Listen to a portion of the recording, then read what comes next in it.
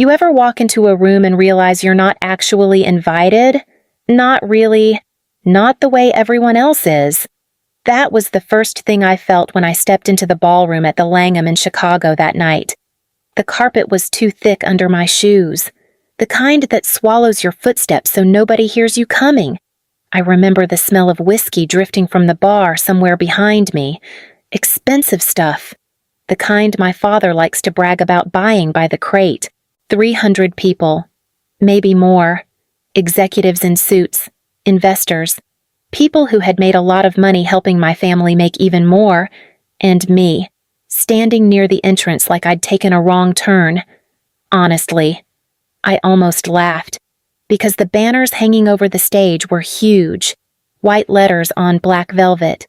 Whitaker Freight, 30 years. My family's company. My father built it with 2 trucks in a borrowed warehouse before I was even born.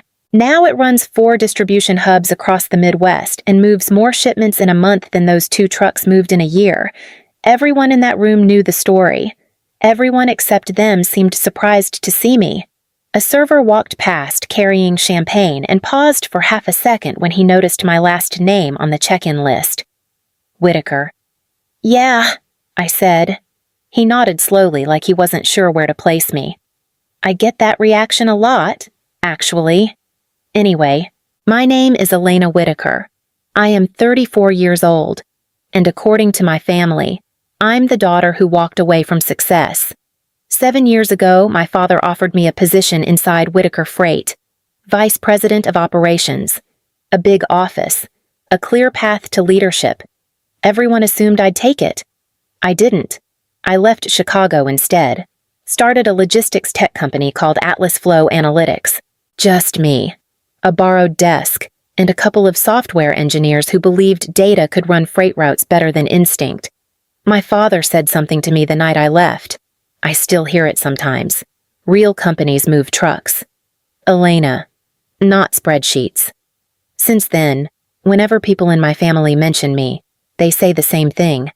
That I'll realize eventually. That I'll come back. That one day I'll understand you can't outrun the kind of success Whitaker Freight built. In other words, they think I'll never catch up. I stood there watching them celebrate 30 years of that belief. A hostess checked her tablet and gestured toward the tables. Your seat's this way, Ms. Whitaker. I followed her through the room, past the family table, past the executives, until she stopped beside a small round table near the back of the ballroom. Here you go. Vendor seating. For a second, I just stared at the chair. Then my cousin Lily appeared beside me and leaned close enough that I could hear her over the music. They didn't invite you here as family, she whispered. I looked across the room at my father raising a glass beside my sister. Yeah, I said quietly. I figured that out. Lily pulled out the chair next to mine and dropped into it like she'd been holding that move all night. They really did it, she muttered. Yeah, I said. Vendor table. She glanced across the ballroom toward the main stage where my father and my sister were laughing with a group of investors. You could leave, Lily said. Not yet. Honestly, I wasn't even mad. Not the way people expect you to be. It was more like watching a movie you've already seen a dozen times. You know exactly how the scene plays out. Lily leaned closer. They still think you're struggling. I know. They talk about it like it's inevitable, she said quietly. Like you're going to show up one day asking for a job. I picked up the water glass in front of me. The rim had a tiny chip in it. Funny detail to notice, I guess. But that's where my brain goes when I'm trying not to react. They always believed that, I said. 7 years ago, when I told my father I was leaving Whitaker Freight, we were standing in his office. Big windows, big desk, big expectations. You're throwing away a career people would kill for, he told me. I'm building something else. Building what, a logistics analytics platform? He laughed. Actually laughed. Elena, real companies move freight. They don't stare at spreadsheets. I'm not staring at spreadsheets. You will be when the money runs out. Lily snapped her fingers in front of my face, pulling me back to the ballroom. You went quiet, she said, just remembering something. She looked at me for a second, then shook her head. They still say the same thing, that you'll never catch up to them. Across the room. My sister Vanessa lifted a champagne glass while a group of executives leaned toward her like she was gravity itself. Lily followed my eyes. You sure you want to sit through this? I watched my father step toward the stage microphone. Yeah, I said, because the thing about people who think you'll never catch up, they usually don't realize when you already did. Dinner hadn't even started when Vanessa spotted me. She crossed the room like she owned the floor. Honestly, she kind of did. Everyone moved out of her way. That's what happens when you're the future of Whitaker Freight. Elena, she said, stopping beside the table. She didn't sit. She never does when she's talking to me. Vanessa. Her husband Daniel stood behind her with a drink in his hand. CFO of the company. Always watching everything like it's a spreadsheet. Vanessa tilted her head. So, you actually came? You invited me. We invited a lot of people. Daniel chuckled softly. Some of them are family. I let that hang there. Vanessa glanced at the small sign on our table. Vendor seating. Her smile twitched. Well, I guess it makes sense. What does this table? She gestured casually. You're technically in tech services now. Right. Lily shifted beside me. I could feel the irritation radiating off her. I run Atlas Flow. I said. Daniel took a sip of his drink. That little analytics startup, something like that. He nodded like he was being polite to a child explaining a lemonade stand. Most startups don't last 3 years, he said. It's been 7. He paused. That threw him off for a second. Vanessa leaned closer to the table. 7 years, she repeated slowly. And you're still doing consulting. We build logistics systems. For who, she asked. A few clients. Daniel smiled again. If they were real clients, we'd probably know. That one landed. I won't lie. Across the ballroom, a group of investors laughed loudly near the stage. Someone dropped a fork and it clattered across the floor. Vanessa straightened her jacket. You know what the funny part is? She said, Dad used to say you'd figure it out eventually. Figure what out? That you can't catch up to something like this. She gestured around the room, the company, the celebration, the legacy. Then she smiled that practiced executive smile. But hey, she added lightly, everyone needs a hobby. Daniel laughed. They walked away before I could answer. Lily leaned toward me. I swear I want to throw something at her. I watched Vanessa join our parents near the stage.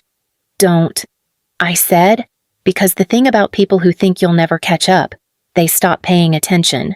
And honestly, have you ever noticed how dangerous that can be? My father stepped up to the microphone the way people do when they've spent their entire lives believing the room belongs to them. The chatter faded almost immediately. That's what 30 years of power looks like. You don't have to ask for attention. It arrives on its own. Richard Whitaker adjusted the microphone and smiled at the crowd. Good evening, he said. 30 years ago, Whitaker Freight started with 2 trucks and a rented warehouse outside Chicago. A ripple of polite applause moved through the ballroom. Back then, he continued, we were moving a few dozen shipments a month, most of them within 100 miles.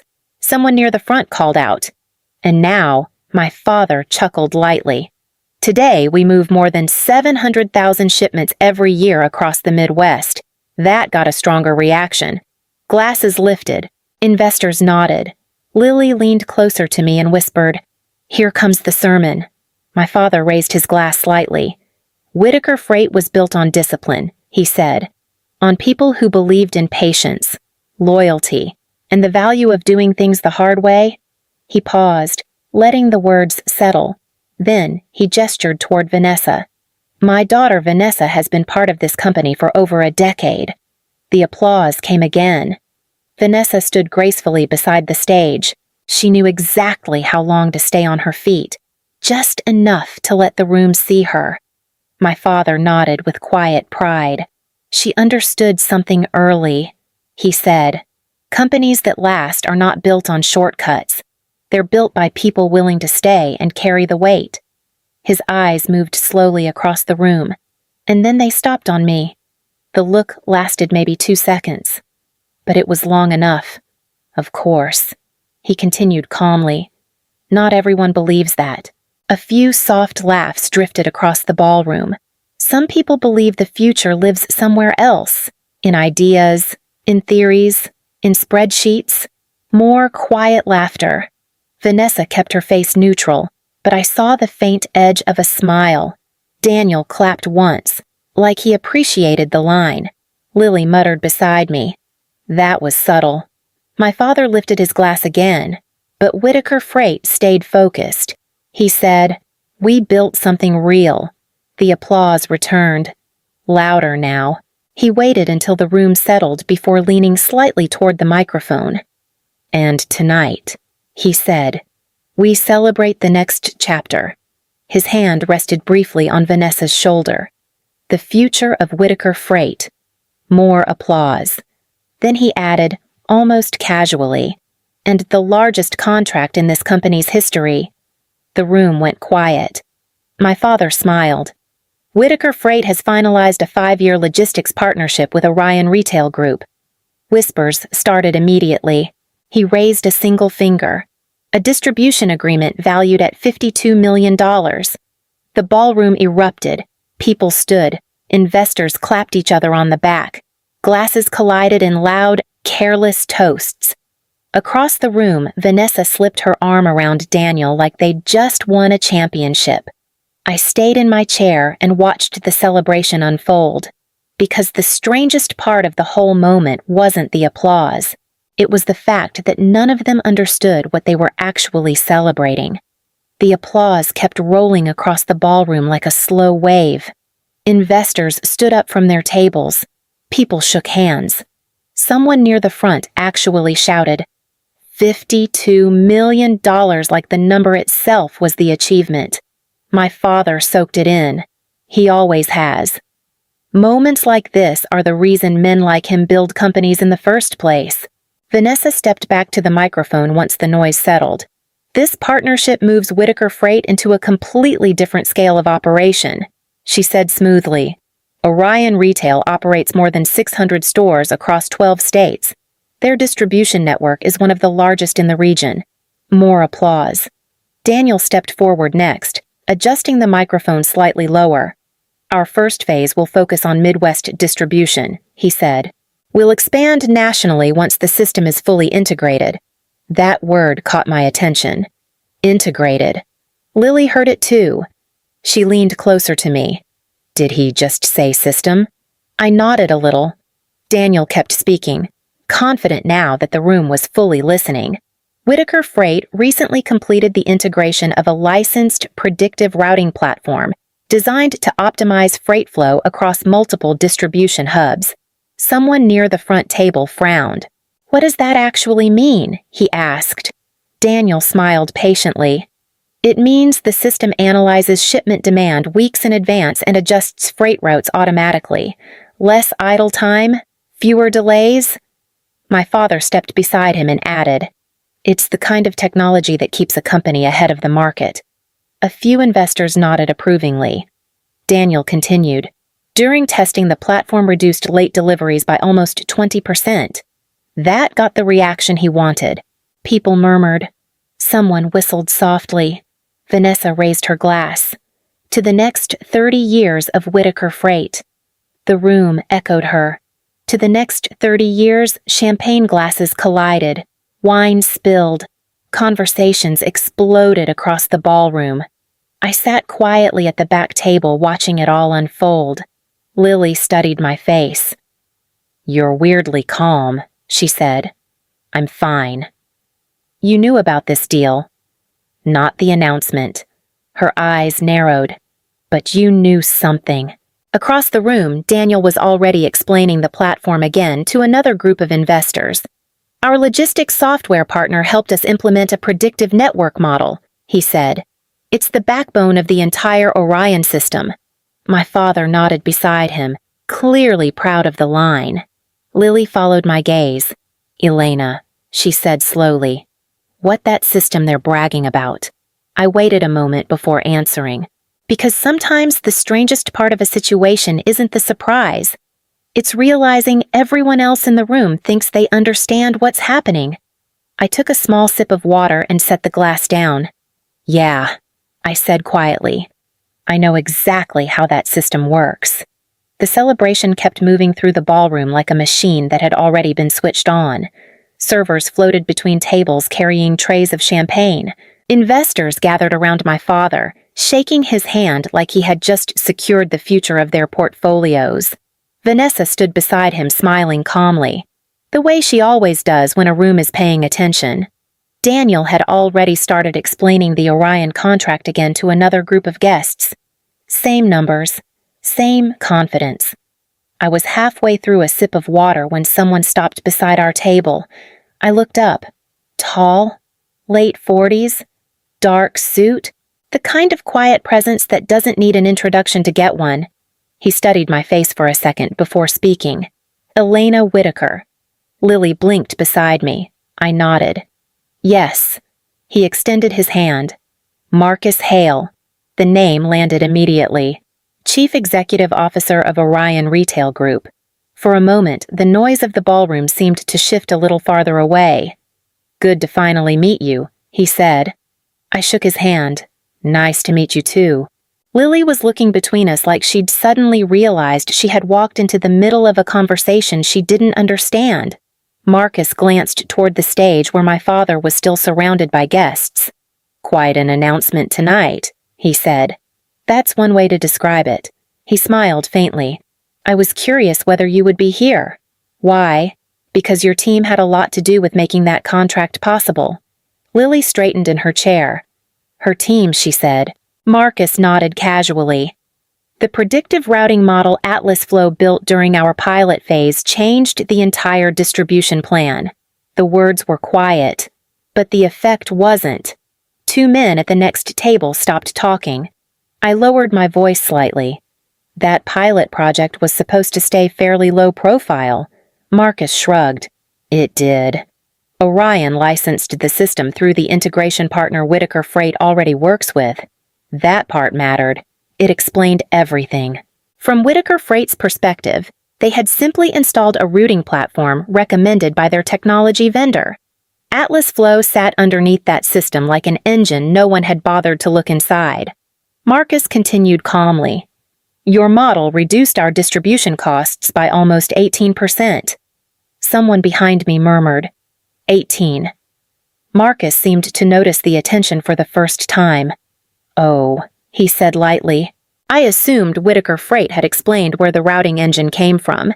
Lily slowly turned toward me. "Elena." Across the ballroom, my father was still shaking hands with a group of investors. Vanessa stood beside him, smiling like the entire night belonged to her. Marcus leaned slightly closer. "I take it they don't know." He said, "No," I replied. He nodded once.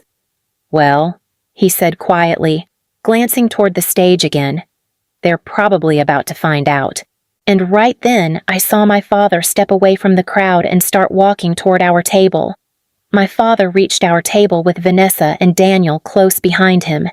He looked from Marcus to me, then back again. "Elena," he said carefully. "Marcus Hale." Marcus nodded politely. "We've already met." That stopped my father for a second. "Oh," Marcus gestured lightly toward me. "Elena and I have worked together before." Vanessa's eyebrows pulled together. "Worked together," how Daniel folded his arms. "Yes." In what capacity, Marcus didn't answer immediately. He glanced once around the nearby tables. A few people were already paying attention. Then he said calmly, "Atlas Flow Analytics." The name settled into the air between us. My father looked at me slowly. "That's your company." "Yes." Daniel gave a small dismissive laugh. "I think there's some confusion here." Marcus shook his head. "No confusion."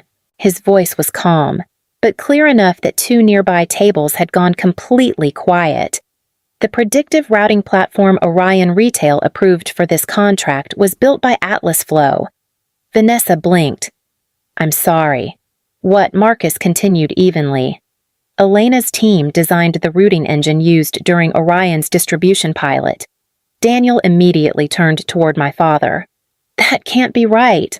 Marcus looked at him. Why not? Daniel gestured toward the stage. The platform was installed through our logistics technology vendor. We integrated it across our network. Marcus nodded slightly. Yes. Your integration partner licensed the software stack. Atlas Flow built the optimization engine underneath it. That distinction landed harder than the reveal itself. Integrated. Licensed. My father's eyes returned to me. Elena. Yes. You're saying the Orion distribution model is running on your platform. It runs on Atlas Flow's routing engine. Vanessa shook her head immediately. That's ridiculous.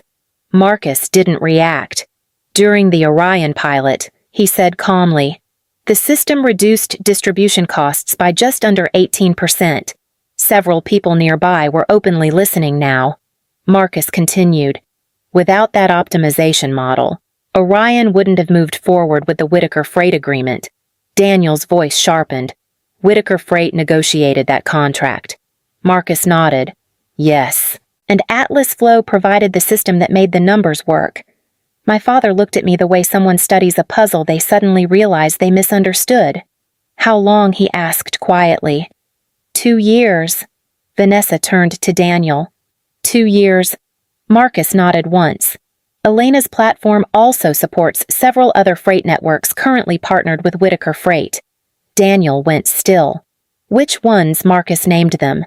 Each company was a major client. Clients responsible for a large part of Whitaker Freight's recent growth. My father spoke again. Slower now. You're saying our expansion? Marcus finished the thought calmly.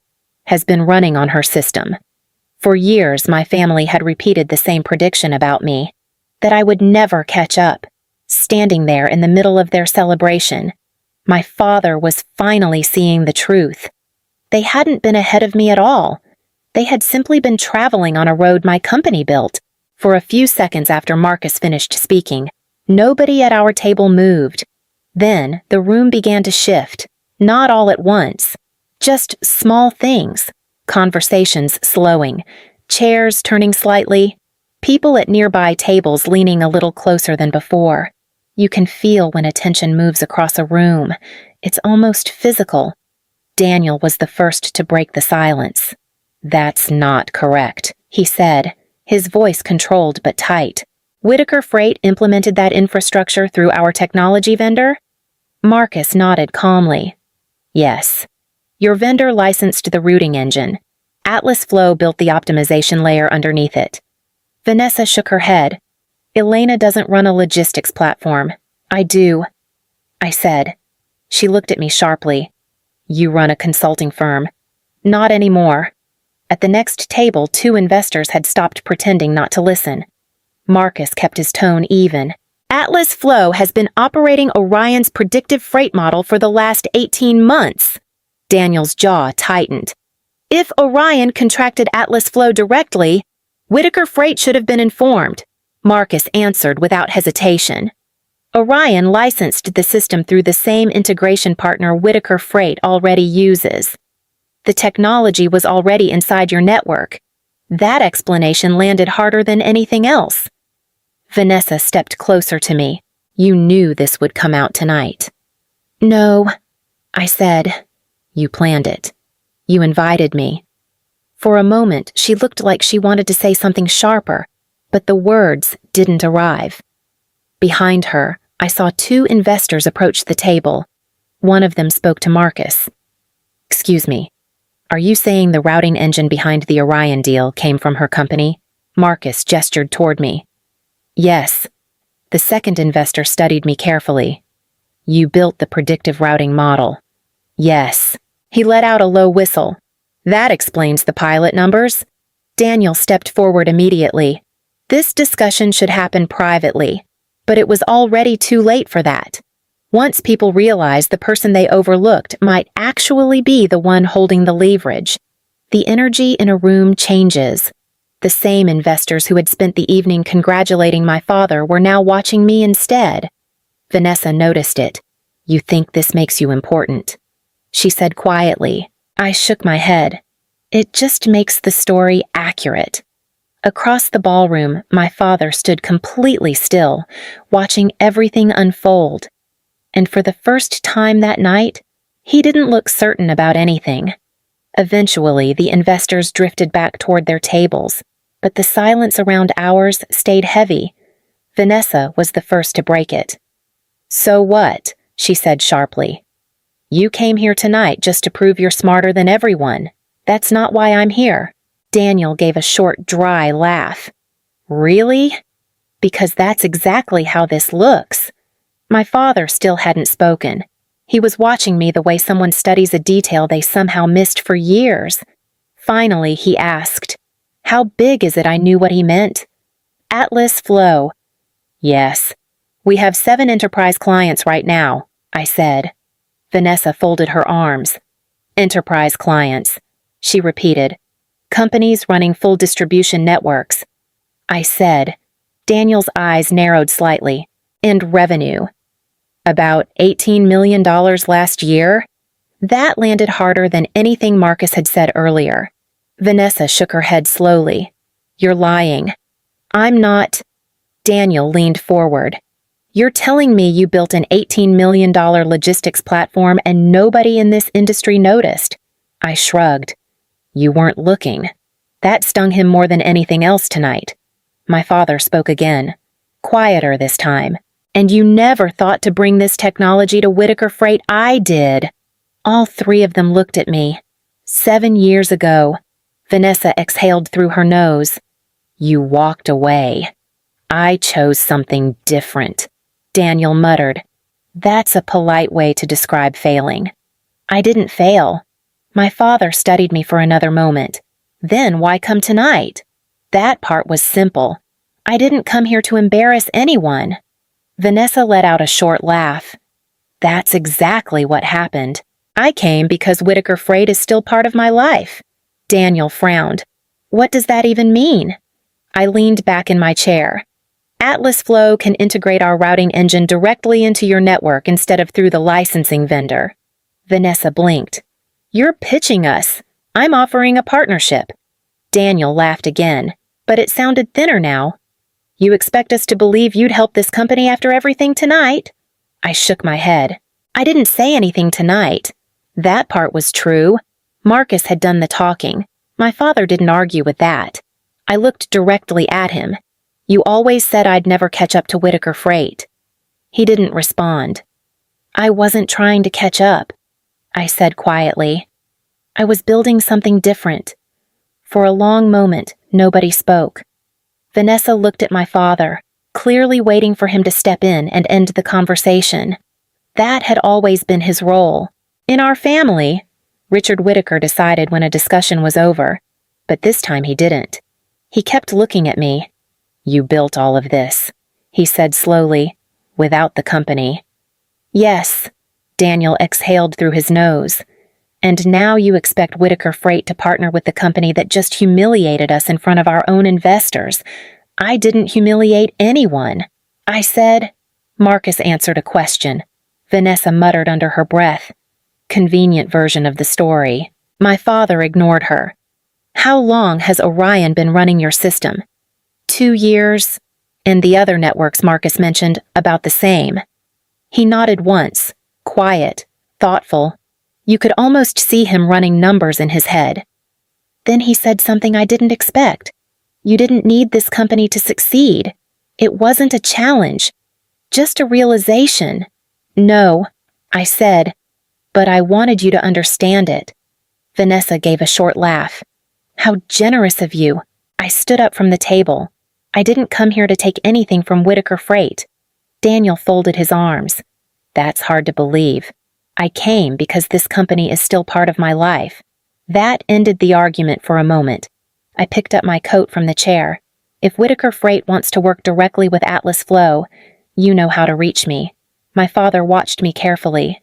For the first time that night, he didn't look angry, just thoughtful. Then he said quietly, almost to himself, "Maybe the future of this company was never supposed to belong to just one daughter." I didn't answer. I walked out of the ballroom and into the Chicago night. The cold air outside felt honest. For years, my family believed I would eventually come back and try to catch up with them. What they never understood was simple.